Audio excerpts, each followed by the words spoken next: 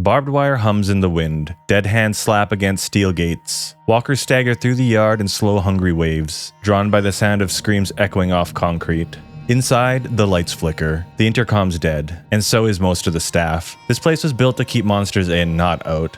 So here's the question. Can you survive a zombie apocalypse in a maximum security prison? Most maximum security prisons in the US are designed to house between 1,000 and 2,500 inmates. However, there are notable exceptions. Some facilities have much smaller capacities, while others, such as Louisiana State Penitentiary, can accommodate over 5,000 inmates. That means if you're locked inside, you're not alone. You might be surrounded by a small army of high-risk offenders, murderers, gang enforcers, and people who are already dangerous before the world ended. To keep things a bit more grounded, let's go with a 1,000 inmate prison, since that's closer to the norm. And just so we're on the same page, you didn't pick this place, it picked you. You're already here inside when the outbreak hit. Maybe you were a guard pulling a double shift, maybe a maintenance worker, or maybe an inmate behind the bars. Either way, it doesn't matter now, because when the panic started, the gates slammed shut, and now you're sealed inside a fortress while the world outside is collapsing. The good news? The zombies we're dealing with here are slow and clumsy. Your good old-fashioned classic walker, but just because they're slow, it doesn't mean you're safe. So let's find out if this place is a fortress or a death trap. Let's break it down, starting with the good news. Let's kick things off with the most obvious strength: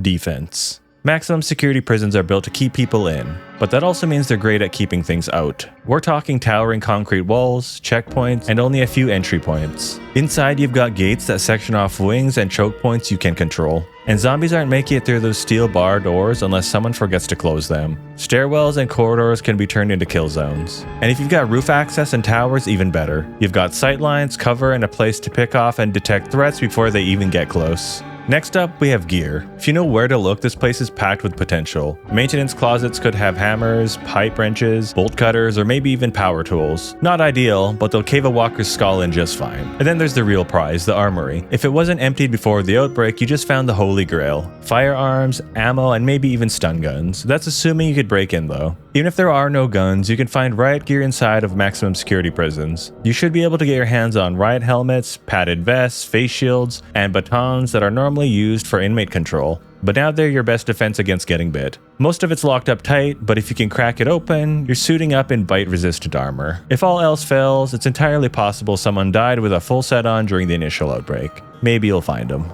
And if this place had any trade programs, there's a good chance tools for plumbing, electrical, or carpentry are still around. They might be locked up in tool cages or sitting in a workshop, but if you can get to them, then they'll be just as useful for survival. Alright, let's talk water. A lot of maximum security prisons will be running on local city lines at first, but some have backup tanks and water towers. As long as the pipes aren't compromised, you're not dying of thirst. Not right away at least. You have time. Worst case, grab some buckets and containers, put them on the roof or put them outside and start collecting rainwater. But let's clear something up, rainwater isn't clean. Someone in the comments section a few videos back once said rainwater isn't contaminated. Brother, rainwater picks up bacteria, heavy metals, parasites, and pollutants on the way down. Boiling it should kill most bacteria and viruses, but it doesn't remove chemical contaminants, heavy metals, and microplastics. You still need a proper filtration system if you plan on drinking it regularly, not unless you're cool with explosive diarrhea in the zombie apocalypse. Alright, so you've got water. Now what about food? In a prison built for 1,000 inmates, about 40% of that food is shelf stable. The rest refrigerated and frozen. It spoils not long after power goes out. So once the generator dies, you're left with whatever dry goods are stored on site. We're talking rice, beans, oats, powdered mixes, and canned goods. That's still thousands of pounds of food, enough for roughly 2,800 meals. With 5 people, that's over 500 days worth of food. With 10, it drops down to under 300. And with 20, you're looking at just 140 days. The fewer mouths to feed, the longer it lasts. This is assuming you could even access all the food in the first place.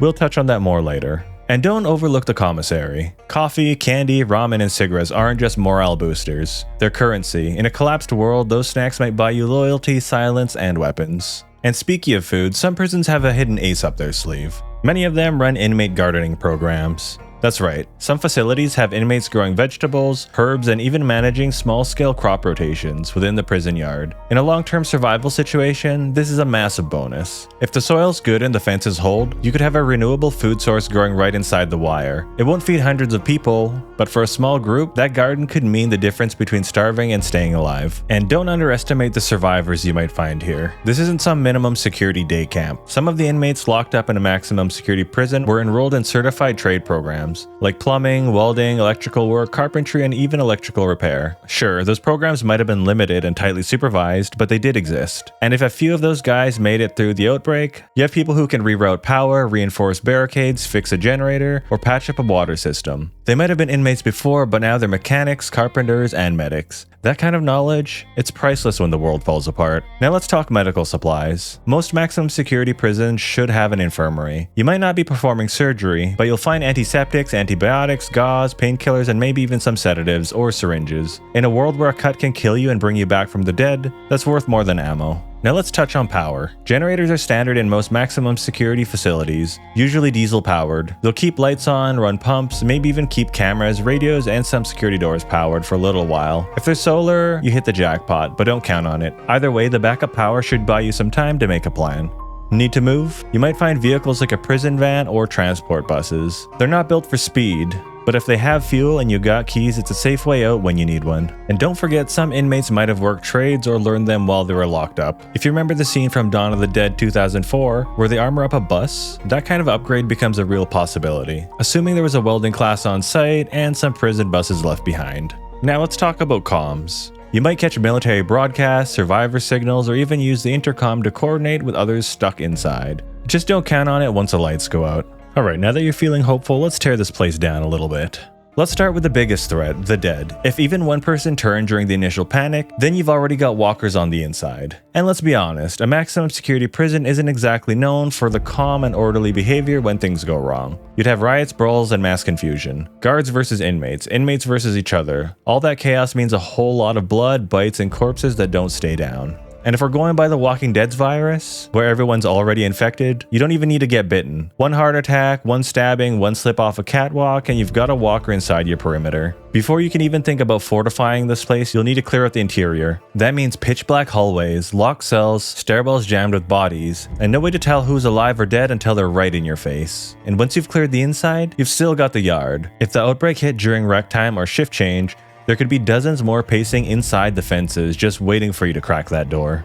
Now, assuming you survive the dead, let's talk about the living. In the first few days, old loyalties might still matter. Guards stick with guards, inmates stick with their own, but once reality sets in, it all breaks down. That guy you hated yesterday might be your only chance at fixing the generator today. Power dynamics could shift fast in the apocalypse, and desperation makes people more dangerous. Maybe you'll form a fragile alliance to survive, but the second food runs low, or someone sees a chance to take over, that's when things can get ugly. Trust becomes a currency, and spending on the wrong person could cost you everything. Now let's talk about martial law. I usually don't touch on this in my videos because most scenarios I cover assume a total collapse of the government and military. But I'll talk about it this time since the fate of the inmates kind of depends on it. In a full-blown national collapse, prisons won't be left alone. The government or military will intervene. These places are high priority assets. Best case, they take over and lock you out. Worst case, they strip the place bare of food, weapons, and fuel, leaving you absolutely nothing. And if you're inside one of those prison cells when this happens, your fate isn't yours to decide. Just because the world ended, it doesn't mean you're off the hook. Under martial law, some inmates might be released depending on the severity of their crimes, others are conscripted or executed, and the rest are used for forced labor. It doesn't matter if you're guilty or not, if you're behind bars, you're a resource. And if you think I'm exaggerating, just ask Russia, where convicts were pulled from prisons and shoved into war zones. Or the Philippines during the Marcos era, where martial law turned prisons into instruments of political oppression. Or the US after Hurricane Katrina. Prisoners were left behind in locked cells as guards evacuated. So your case file might get glanced at, but it might not save you. You're either a tool, a threat, or a problem to be solved. Now, assuming you're still alive after clearing most of the zombies out, the next thing to kill you might be the lights going out. When the grid fails, the backup generator should kick in automatically. That's standard for critical facilities like prisons, but that doesn't mean you're in the clear. Most prison generators run on diesel and are only good for 48 to 72 hours of full operation. That includes power for lights, locks, cameras, pumps, and intercoms. Once the fuel runs out, everything shuts off, and now you're in total darkness. Let's say you did everything right leading up till now. You cleared the dead and made the uneasy alliances. Now you've got a new problem, holding this place. These prisons aren't compact bunkers. They're sprawling complexes with multiple yards, towers, admin buildings, housing blocks, and blind spots everywhere. Just walking from one end to the other could take 10 to 15 minutes. With a small group, there's no way to monitor every door, window, and fence. You can either stretch yourselves thin and pray no one slips through, or hunker down in one area and abandon the rest. Either way, the second something breaches the perimeter, whether it's a walker or a raider, you're back to crisis mode. And clearing it once isn't enough. This place will constantly try to collapse on you. And then there's the stink. Rotting corpses locked in cells, overflowing toilets, garbage piling up with nowhere to go, and after a few weeks this place starts to smell like death, and not the metaphorical kind. The air gets thick and the walls sweat. The infection risk skyrockets. Now you're breathing it in, walking through it, living in it, and unless you've got a small army scrubbing the place down, it's only going to get worse. And you have to ask yourself, even if you could scrub it down, is that really what you want to use your water for?